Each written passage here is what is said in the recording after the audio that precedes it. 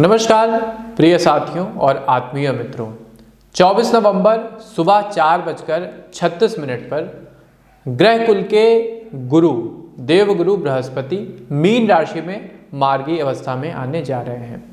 गुरु का मार्गी होना जहां 5 राशियों के लिए आशातीत रूप से जीवन में खुशियों के नए द्वार खोलेगा, उन्हें उन्नति और समृद्धि प्रदान करेगा, वहीं 6 ऐसी भी राशियां हैं जो इस गति परिवर्तन के कारण जीवन में नई चुनौतियों का सामना करेंगे। उनके जीवन में कुछ नई दिक्कतें आ सकती हैं। आइए क्रम से जानते हैं कि प्रत्येक व्यक्ति के जीवन में गुरु का मार्गी होना क्या कुछ परिवर्तन लेकर के आ रहा है। किंतु उससे पूर्व मैं पंडित आशीष वत्स जी की एक भविष्यवाणी का जिक्र आपसे करना चाहूँगा, उसके विषय में कुछ आपसे चर्चा करना चाहूँगा।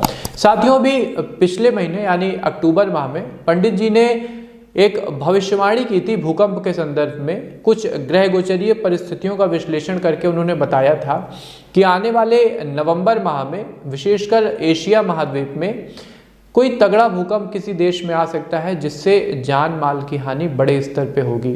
तो साथियों, इंडोनेशिया में जैसा आप सबने न्यूज़ में देखा है कि भूकंप आया है और बड़े स्तर पे जान माल की हानि हुई है। सबसे पहले तो मैं प्रभु से प्रार्थना करता हूँ कि जो भी दिवंगत आत्माएं हैं उनको भगवान अपने श्री चरणों में स्थान दें और उनके परिजनों को ये दुख सहने की शक्ति प्रदान करें। इस समय आप लोग सावधान रहिएगा, क्योंकि अक्टूबर और नवंबर का जो महीना रहेगा इसमें देखिए कोई भूकंप वगैरह आ सकता है, कोई सुसुप्त ज्वालामुखी या कोई ज्वालामुखी वगैरह फट सकता है। साथ ही साथ दर्शकों कोई जो है मतलब भूकंप इंडिया में भी आ सकता है, एशियन महाद्वीप में भी आएगा ही आएगा। तो भूकंप को लेकर के बड़ी प्रेडिक्शन से भूकंप आएगा, कोई सुनामी टाइप की आ सकती है। तो इन सब चीज़ों से आपको अभी तैयार रहना पड़ेगा। तो साथियों, ये हो गई भविष्यवाणी की बात। अब चलिए आगे बढ़ते हैं और जानते हैं कि गुरु का मार्गी होना आपके जीवन पर क्या प्रभाव डालेगा।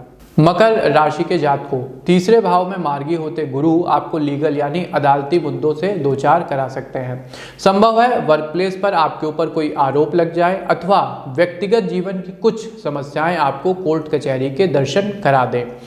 यदि आप एडवोकेट हैं, अधिवक्ता हैं, तो आपको सामाजिक रूप से किसी बड़े केस से जुड़ने का मौका इस समय अंतराल में मिल सकता है और खासकर किसी धर्म से रिलेटेड मुद्दे के लिए आप लड़ेंगे।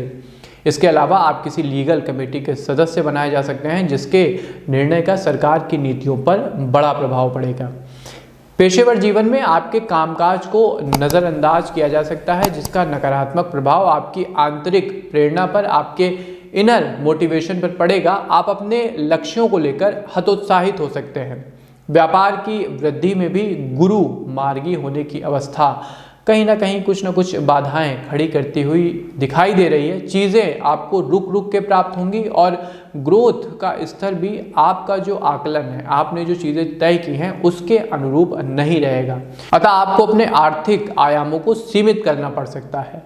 पारिवारिक संदर्भ में भी वाद विवाद के लिए स्थिति ठीक नहीं है। किसी भी शाब्दिक विवाद में पड़ने से परिवार में कला का माहौल उत्पन्न हो सकता है, जिससे आत्मिक शांति भंग होगी। वैसे भी कहीं पे अगर चुप रह के, कहीं पे अगर सब्र करके परिवार की शांति बनी रहती है, परिवार में एकता बनी रहती है, तो ये सबसे अच्छा है। शांति की जो कसौटी है उसकी तुलना किसी भी चीज़ से नहीं की जा सकती है साथियों।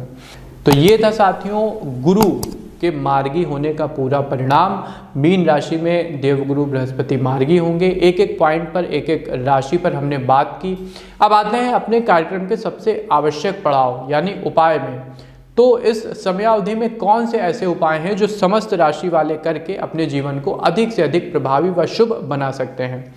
सबसे पहले बृहस्पतिवार के दिन जो रामबाण उपाय है वो है विष्णु सहस्त्र नाम का पाठ। सुबह उठिए, पूजा पाठ करिए और भगवान नारायण का ध्यान करते हुए आपको विष्णु सहस्त्र नाम का पाठ करना होगा। इसके अलावा दूसरा रामबाण उपाय सभी राशि वालों को करना है, डेली करना है। भोजन करने से पूर्व गौ माता के लिए एक रोटी और गुड़ का भोग निकालें और उनको खिलाने के बाद ही अपना भोजन ग्रहण करें। यदि आप ऐसा करते हैं तो जीवन में सुख समृद्धि बढ़ेगी। तीसरा रामबाण उपाय, आपको गुरु कवच का नित्य दिन पाठ करना होगा।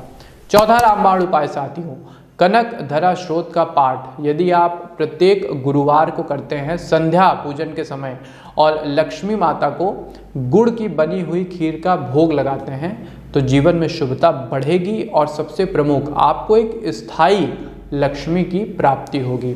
इसके अलावा गुरुवार को यदि आप व्रत करते हैं तो नो डाउट आपके जीवन में शुभता का विकास होगा।